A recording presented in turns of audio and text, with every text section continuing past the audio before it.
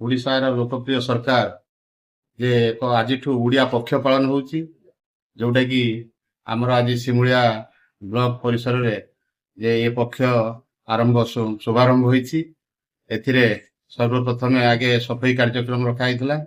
ଆମର BDO Sunil Kumar Tudu, chairman ବାବାଚରଣ Mallick ଏବଂ ସମସ୍ତ ବ୍ଲକର କର୍ମଚାରୀ ଆଉ ଲୋକପ୍ରତିନିଧି ସମସ୍ତେ ଯୋଗ ଦେଇ ଏ କାର୍ଯ୍ୟକ୍ରମରେ ଅଂଶଗ୍ରହଣ କରିଥିଲେ। ଆଜିଠୁ ଯୋଉ ଆମର 15 ଦିନ ପକ୍ଷ ପାଳନ ହେଉଛି, ଓଡ଼ିଶାର ପରମ୍ପରା, ଓଡ଼ିଶାର ସଂସ୍କୃତି, ଓଡ଼ିଶାର ପୋଷାକ ପରିଧାନ, କୋଉ ଦିବସରେ କଣ କଣ ପାଳନ ହବ ତାହା ଏକ କାର୍ଯ୍ୟସୂଚୀ ସରକାର ପ୍ରସ୍ତୁତ କରିଛନ୍ତି। ତାକୁ ଯେ ପାଳନ କରିବା ପାଇଁ ଯେ ପ୍ରତ୍ୟେକ ବ୍ଲକକୁ ନିର୍ଦ୍ଦେଶ ଦିଆଯାଇଛି। ଆମ ସିମୁଳିଆରେ ମଧ୍ୟ ଆଜି ସେଟା ଆରମ୍ଭ ହୋଇଛି। ଏଇ 14 ଦିନ ଆଜିଠାରୁ ପୁଣି 14 ତାରିଖ ପର୍ଯ୍ୟନ୍ତ ଏ କାର୍ଯ୍ୟକ୍ରମ ଚାଲିବ। ପ୍ରତ୍ୟେକ ଦିନ ଓଡ଼ିଶାର ପରମ୍ପରା, ଓଡ଼ିଶାର ଐକ୍ୟ, ଓଡ଼ିଶାର କଳା ସବୁ କୋଉ କୋଉ ଦିବସ ଅନୁସାରେ ସବୁ ଆମର ପ୍ରୋଗ୍ରାମ କରିଦିଆଯାଇଛି। ସେଇ ଅନୁସାରେ ପ୍ରତ୍ୟେକ ଦିବସରେ ଏହା ପାଳନ କରାହବ।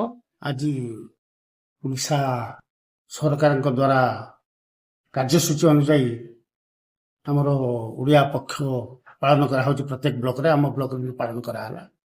ଏଇ ଓଡ଼ିଆ ଭାଷା ସାହିତ୍ୟ ସଂସ୍କୃତି ଯାହା କିଛି ଆମେ ପାଳନ କରୁଛୁ ସେଇ ଅନୁସାରେ ଆଜିଠୁ କେବଳ କାହିଁକି ହେଲା ନା ଏପ୍ରିଲ 1 ତାରିଖ ଠାରୁ କାହିଁକି ହେଲା, ତେଣୁ ତାହା ଉପରେ ଆମେ ଆଲୋଚନା କଲେ ଜଣାପଡ଼େ ଯେ ଏପ୍ରିଲ 1 ତାରିଖ 1936 ମସିହାରେ ଯେତେବେଳେ ଓଡ଼ିଶା ସ୍ୱତନ୍ତ୍ର ପ୍ରଦେଶ ମାନ୍ୟତା ପାଇଲା, ଓଡ଼ିଆ ଭାଷା ସାହିତ୍ୟ ସଂସ୍କୃତିକୁ ମାନେ ବେଙ୍ଗଲ, ବିହାର, ଓଡ଼ିଶା ପ୍ରୋଭିନ୍ସ ଠାରୁ ନେଇ ଆସି ଅଲଗା କରିଦିଆଗଲା। ସେହି ଅନୁସାରେ ଆମର ଓଡ଼ିଆ ଭାଷା ସାହିତ୍ୟ ସଂସ୍କୃତିକୁ ଉଜ୍ଜୀବିତ କରିବା ଏବଂ ତାକୁ ପାଳନ କରିବା ପାଇଁ ଏହାର ପ୍ରଧାନ ଲକ୍ଷ୍ୟ। ଓଡ଼ିଶା ପ୍ରଦେଶ ଆଜି ଗଠନ ହୋଇଥିବାରୁ ଆମେ ଓଡ଼ିଆମାନେ ଗର୍ବିତ ହେବା କଥା। ଆମ ଭାଷା ସାହିତ୍ୟ ସଂସ୍କୃତି ବଞ୍ଚି ରହିଲା।